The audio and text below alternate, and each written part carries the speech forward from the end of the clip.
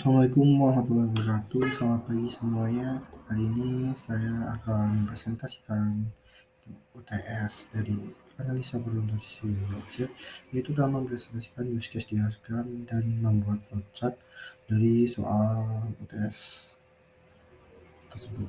Nah, di sini jadi ada kasus sebuah misalkan klinik X yang sistem administrasi dan data rekam medik pasien masih bersifat manual. Nah, jadi kali ini saya akan membuat flowchart-nya dari kasus tersebut.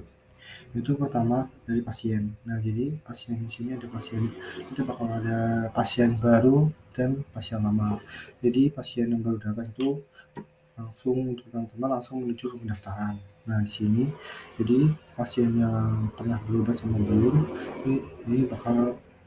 Nah, untuk yang belum pernah berobat atau tidak berobat, dia akan diarahkan ke administrasi untuk mendapatkan kartu. Nah, selanjutnya untuk yang pernah ke berobat, hanya akan langsung menuju ke administrasi. Nah, untuk pasien yang sudah diadministrasi sebenarnya disuruh menunggu di ruang tunggu. Nah, selanjutnya sambil menunggu antrian, selanjutnya pasien akan diarahkan ke ruang pemeriksaan dan selanjutnya dokter akan memeriksa dan mendiagnosa pasien tersebut. Nah, dari pasien tersebut akan mendapatkan rekam medis sesuai dengan penyakit atau penyakit yang diderita oleh pasien tersebut. Nah, jadi kira-kira seperti ini untuk flowchart dari kasus tersebut. Nah, selanjutnya yang nomor 2 adalah membuatkan sistem administrasi dan sebuah analisa permasalahan yang dilanjutkan dengan user recruitment dan recruitment gathering. Nah, selanjutnya ini permasalahannya yang ada di sistem administrasi dan rekam medik di klinik ini tuh administrasi masih manual. Nah, administrasi klinik yang masih manual menyebabkan banyak kegiatan yang tidak efisien dan rawan kesalahan. Nah, selanjutnya untuk analisanya kekurangan tersebut ada aksesibilitas yang terbatas. Aksesibilitas data pasien sangat terbatas. Administrasi harus mencari data secara manual untuk mengakses rekam medis. Nah, selanjutnya ada pengolahan data yang tidak efisien karena klinik tidak terkomputasi. Nah, selanjutnya kita akan membuatkan user recruitment dan recruitment gathering. Nah, yang pertama-tama untuk user recruitment-nya itu membuatkan sistem pendaftaran pasien baru dengan mengumpulkan data pasien seperti nama, umur, alamat, kontak, dan rekam medis. Nah, selanjutnya setelah membuatkan sistem pendaftaran pasien, kita membuatkan rekam medis elektronik yang menyangkut riwayat medis, hasil pemeriksaan, diagnosa, dan resep obat. Selanjutnya membuat aksesibilitas data yang mudah dan membuat antarmuka yang mudah digunakan dan intuitif untuk bagian administrasi dengan navigasi yang jelas.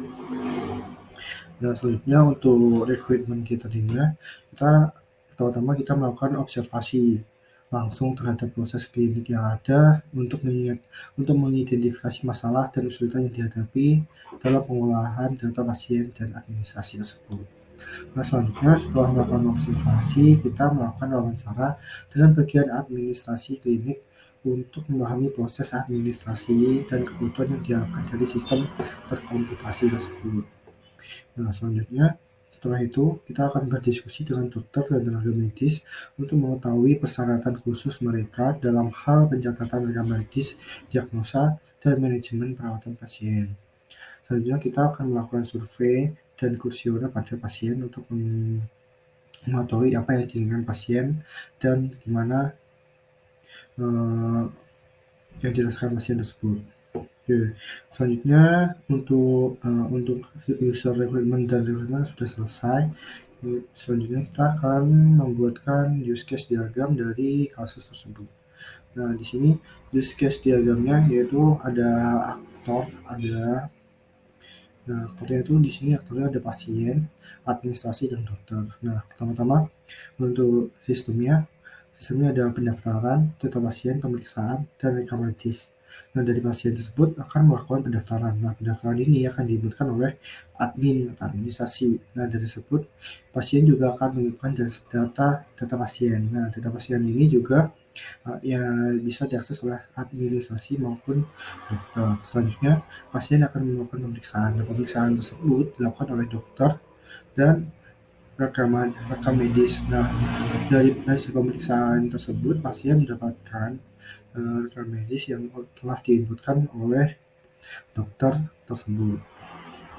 Nah, di sini ada use case dan penjelasannya. Nah, pertama untuk pendaftaran, pasien dapat mendaftar dan membuat rekam medis di sistem. Nah, di sini. Nah, selanjutnya ada data pasien kan. Data pasien di sini, dokter dan admin dapat mengakses data pasien untuk melihat riwayat pemeriksaan dan resep obat sebelumnya. Nah, selanjutnya pemeriksaan. Hmm.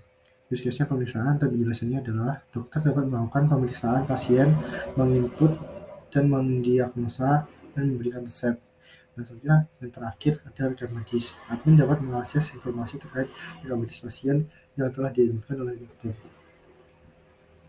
Mungkin sekian dulu presentasi dari saya. Terima kasih. Oke.